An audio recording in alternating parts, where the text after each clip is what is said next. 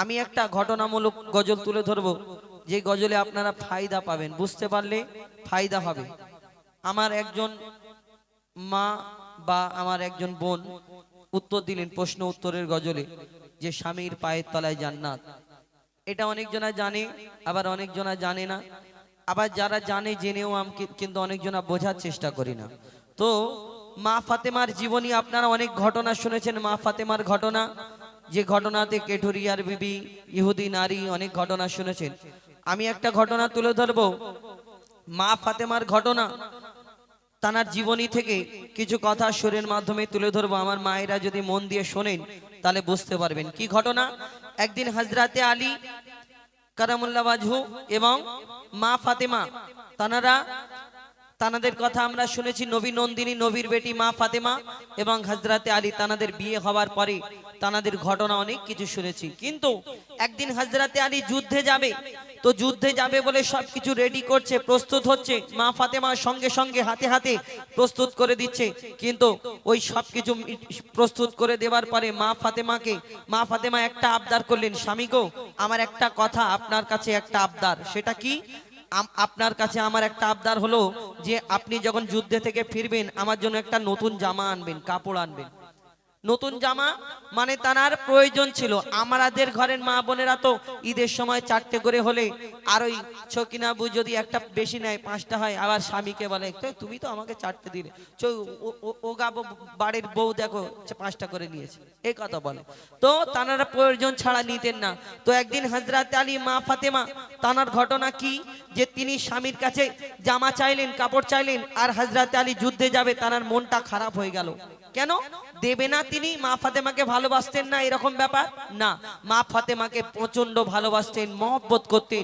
কিন্তু মা ফাতেমা জামা চেয়েছে, তিনি ওই সময় চিন্তা করলেন আমি যদি এই ফাতেমার আশাটা পূরণ না করতে পারি, তাহলে এই ফাতেমার আশাটা পূরণ না করতে পারি, এই কারণে যদি আল্লাহ রাস্তায় শহীদ হয়ে যায়, আমি তো যুদ্ধে যাচ্ছি, এই কারণে হযরতে আলীর মন খারাপ করে যুদ্ধে চলে গেল। আর এই ঘটনাটা ইমাম হাসান, ইমাম হুসাইন দেখার পরে ছুটে ছুটে নানার দরবারে চলে যায়। নানা জিজ্ঞেস করে, আমার দয়ার নবী জিজ্ঞেস করে, তোমার আব্বা আম্মা কি করছিল? তখন ছোট ইমাম হাসান, ইমাম হুসাইন বলে দেয় যে আমার আম্মা জন্য আজকে আমার আব্বা মন খারাপ করে যুদ্ধে গিয়েছে। এই কথাটা শোনার সঙ্গে সঙ্গে দয়ার নবী হাউ হাউ করে কাঁদে মা ফাতেমার জন্য। তিনি তো নবী নন্দিনী, জান্নাতের রানী জানাকে বলা হয়, তিনি স্বামীকে এই কথা বলেছেন বলে আমার দয়ার নবী তানার জন্য যদি কাঁদে, তাহলে আপনারা এই দুনিয়াতে স্বামীকে ছোট বড় কথা বলেন, কষ্ট দেন, জোরে জোরে কথা বলেন, তাহলে এই দুনিয়াতে আপনাদের কি হবে? আমার দয়ার নবী মা ফাতেমাকে সেদিন কি বলেছিল মন দিয়ে শুনতে হবে। লিখছে দেখুন, স্বামীর মনে মা বোনেরা ব্যথা দিও না, আমার নবীর ঘোষণা।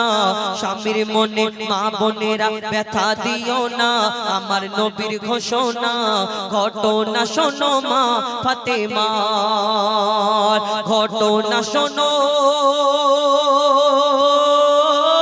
মা ফাতেমার। স্বামীর মনে মা বোনেরা ব্যথা দিও না, আমার নবীর ঘোষণা। ঘটনা শোনো মা ফাতেমার, ঘটনা শোনো মা ফাতেমার। কি ঘটনা শুরু হয় কবি ছন্দের মাধ্যমে, লিখছে দেখুন, যুদ্ধ করতে যাবে আলী, হাতে নিল তলোয়ার। মা ফাতেমা স্বামীর কাছে করলো এমন আবদার, মা ফাতেমা স্বামীর কাছে করলো এমন আবদার, মা ফাতেমা স্বামীর কাছে করলো এমন আবদার। যুদ্ধ থেকে ফেরার পথে আসবে যখন ঘরে, একটি নতুন কাপড় কিনে আনবে আমার তরে, একটি নতুন কাপড় কিনে আনবে আমার তরে। এই কথা শুনে, এই কথা শুনে হযরত আলী বড়ই দুঃখ পায়, যদি আমি শহীদ হয়ে যাই, কে আনবে বলো কাপড় তোমার, কে আনবে বলো কাপড় তোমার। স্বামীর মনে মা বোনেরা ব্যথা দিও না, আমার নবীর ঘোষণা। ঘটনা শোনো মা ফাতেমার। হযরতে আলী মন খারাপ করে যুদ্ধে চলে গেলেন। কেন? তানার স্ত্রী তানার কাছে একটা জামা চেয়েছেন, আর হযরত আলী চিন্তা করলেন আমি যদি শহীদ হয়ে যাই দিতে পারবো না। এই দুনিয়াতে তানাদের ঘটনা আমরা অনেক কিছু শুনেছি। এখন ডিজিটাল যুগ, যদি স্বামী গরিব হয় বাপের বাড়ি ফোন করে বলে আমাদের বড় পুকুর ছিল, ওই পুকুরে আমাকে কলসি ঢুকিয়ে যদি গলায় মেরে ফেলে দিতে ভালো হতো, এমন ওই স্বামীর ঘরে এমন বরের কাছে আমাকে পাঠিয়েছো, কুঞ্জুস গিফটে কিছু দেয় না, স্বামীর বদনাম করে। একটা জায়গায় যদি 4টে মহিলা একসঙ্গে হয়, সেখানে বলে তবু তো তোমার মনির বাপ ভালো, আমার মনির বাপ এরকম করে, এরকম বদনাম করে। আর এই দুনিয়াতে যদি আগেকারের নারীরা তবু তো ভালো ছিল, বাইরে থেকে কাজ থেকে যদি স্বামী ফিরতো সঙ্গে সঙ্গে তার সামনে দাঁড়িয়ে থাকতো, কি লাগবে, পানি লাগবে, ওই লুঙ্গি লাগবে কি গামছা লাগবে, সামনে দাঁড়িয়ে থাকতো। এখন ডিজিটাল যুগ, যদি ওই বিদেশ থেকে কাজ থেকে ফিরে যদি বলে হ্যাঁ গো ওই মনির মা আমার ওই লুঙ্গিটা কোথায়, যদি এই কথা বলে, আর যদি দেখা যায় লুঙ্গিটা দড়িতে রাখা আছে আর মনির মার কাজের যদি বেগ থাকে, বলে কেন তোমার চোখে চাল দিশে হয়েছে করে দেখালো, হ্যাঁ আমি কাজ করব সারাদিন, তোমার সংসার সামলাবো, তোমার বাচ্চা কাচ্চা সামলাবো, তোমাকে সামলাবো, আবার ওই তোমার ওই জামা কাপড় কোথায় সব খুঁজে দিতে হবে, এই কথা বলেন। বলুন কোনো কষ্ট নেই, ভিতরে যখন যাবে মাটির তলায় যখন গুড়গুড় গুড়গুড় করে আওয়াজ হবে, মনে করে আল্লাহ একবার ছেড়ে দাও, মনির বাপের পা এমন জড়িয়ে ধরবো সারা জীবন আর ছাড়বো না যতদিন না ক্ষমা করে। আল্লাহ বলে যে তোমাকে এই দুনিয়ায় পাঠাবে, মনির বাপের পা ধরবে, অত সহজ নয়। সেই ঘটনা হযরত আলী মন খারাপ করে যুদ্ধে চলে গেল, আর চলে যাওয়ার পরে পরে তখন দয়ার নবীর কাছে ইমাম হাসান ইমাম হুসাইন ছুটে ছুটে যায়। তারপর কি ঘটনা হয় কবি ছন্দের মাধ্যমে আরো কে লিখছে দেখুন। দুঃখ ভরা হৃদয় নিয়ে আলী গেল রণে, একটু বাড়াতেই করে, দুঃখ ভরা হৃদয় নিয়ে আলী গেল রণে, নানার কাছে ছুটে এলো হাসান হোসেন, নানার কাছে ছুটে এলো হাসান হোসেন, নানার কাছে ছুটে এলো হাসান হোসেন। আপুর কাছে নতুন কাপড় চেয়েছে আম্মি জান, তাই আপুর মনটা খুবই খারাপ ছিল যে সে পেরেশান, আপুর মনটা খুবই খারাপ ছিল যে সে পেরেশান। এই কথা শুনে দয়ার নবীর কান্না থামে না, কি ভুল করলো ফাতেমা, এই কথা শুনে দয়ার নবীর কান্না থামে না, কি ভুল করলো ফাতেমা, কি করলে বলো বেটি আমার, কি করলে বলো বেটি আমার। বড় কষ্ট পেয়েছেন, দুঃখ পেয়েছেন এই দুনিয়াতে। ওই মা ফাতেমা নিজের কাজ করে, হযরত আলী যুদ্ধে চলে যায়, দয়ার নবী বাড়িতে আছেন, বড় কষ্ট পেয়েছেন। আর মা ফাতেমা কাজ করে, নিজে চিন্তা করে, কাজ করে চিন্তা করে, কি চিন্তা করে, একদিন হয়ে গেল, দুদিন হয়ে গেল, 3 দিন হয়ে গেল, মা ফাতেমার বাড়িতে দয়ার নবী আর আসে না। কেন? প্রত্যেক দিন মা ফাতেমার বাড়িতে আসতেন আমার আপনার নবী খোঁজ খবর নিতে, দেখা করতে। কিন্তু যখন 2 দিন হয়ে গেল, 3 দিন হয়ে গেল, মা ফাতেমার বাড়িতে দয়ার নবী হুজুর পাক সাল্লাল্লাহু আলাইহি ওয়াসাল্লাম আর আসে না, তখন মা ফাতেমা ছুটে ছুটে ছুটে ছুটে দয়ার নবীর কাছে যায়। কেন? তিনি চিন্তা করেন আমার আব্বার শরীরটা খারাপ নাকি। যখন পৌঁছালো দয়ার নবীর ঘরের সামনে, তখন আমার দয়ার নবী অন্যদিকে তাকায়, মা ফাতেমার দিকে তাকিয়ে দেখে না।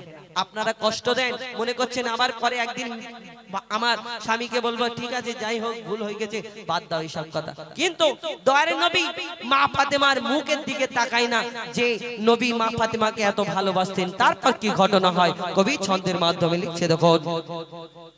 যার মুখ না দেখে ঘুমাতো না দয়ার নবীজি আমার, যার মুখ না দেখে ঘুমাতো না দয়ার নবীজি আমার, রাতের পরে রাত কেটে যায় মুখ দেখে না ফাতেমার, রাতের পরে রাত কেটে যায় মুখ দেখে না ফাতেমার, রাতের পরে রাত কেটে যায় মুখ দেখে না ফাতেমার। মা ফাতেমা ছুটে এলো আব্বা জানের কাছে, তবু বেটির মুখ দেখে না পেছন ফিরে আছে, তবু বেটির মুখ দেখে না পেছন ফিরে আছে। বলছে নবী ও গো বেটি বাড়ি চলে যাও, আগে স্বামীর কাছে ক্ষমা চাও। বলছে নবী ও গো বেটি বাড়ি চলে যাও, আগে স্বামীর কাছে ক্ষমা চাও, তবে করবে ক্ষমা আল্লাহ আমার, তবে করবে ক্ষমা আল্লাহ আমার। দয়ার নবী কষ্ট পেয়েছে, মা ফাতেমার দিকে তাকায় না। মা ফাতেমা এই কথা শোনার পরে ছুটে ছুটে ছুটে ছুটে নিজের ঘরেতে চলে আসে। কখন আমার স্বামী আসবে আমি পা দুটোকে জড়িয়ে ধরে ক্ষমা চাইবো, যতক্ষণ না ক্ষমা করবে আমার মনে শান্তি হবে না। কেন? আমার আব্বা আমার প্রতি নারাজ, দয়ার নবী আমার প্রতি নারাজ। তাই মা ফাতেমা নিজের বাড়িতে চলে আসে। একদিন হযরতে আলী ফিরে আসে। ফিরে আসার পরে সব ঘটনা খুলে বলার পরে সেই দিন মা ফাতেমা যখন সব ঘটনা বলে আর কান্নাকাটি করার পরে হযরতে আলী, মা ফাতেমা, ইমাম হাসান, ইমাম হোসাইন নবীর দরবারে আসে। তখন আমার দয়ার নবী তানাদের দেখে মনেতে একটু শান্তি পায়। আর সেদিন মা ফাতেমাকে কি বলেছিলেন এই দুনিয়াতে শিক্ষা দেওয়ার জন্য, উম্মতের জন্য কি বলেছিলেন শেষ কথায় লিখছে দেখুন। বলছে নবী আল আরাবি শোনো বেটি ফাতেমা, বলছে নবী আল আরাবি শোনো বেটি ফাতেমা, আলী যদি আজ তোমাকে না করি তো ক্ষমা, আলী যদি আজ তোমাকে না করি তো ক্ষমা, আলী যদি আজ তোমাকে না করি তো ক্ষমা, আমি তোমার আব্বা তোমাকে ক্ষমা করতাম না, আমি তোমার আব্বা তোমাকে ক্ষমা করতাম না, স্বামীকে যে দুঃখ দেবে আমি তাকে চিনব না, স্বামীকে যে দুঃখ দেবে নবী তাকে চিনবে না, স্বামীকে যে দুঃখ দেবে নবী তাকে চিনবে না। কেমন শিক্ষা দিয়ে গেল নবী দো জাহান, শুনে রাখ মঈদুল ইসলাম ভুলছিল না মা ফাতেমা, ভুলছিল না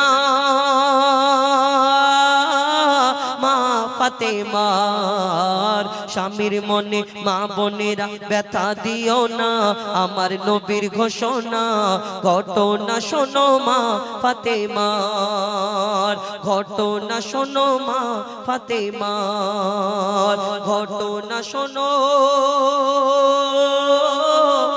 মা ফাতেমা। শুনে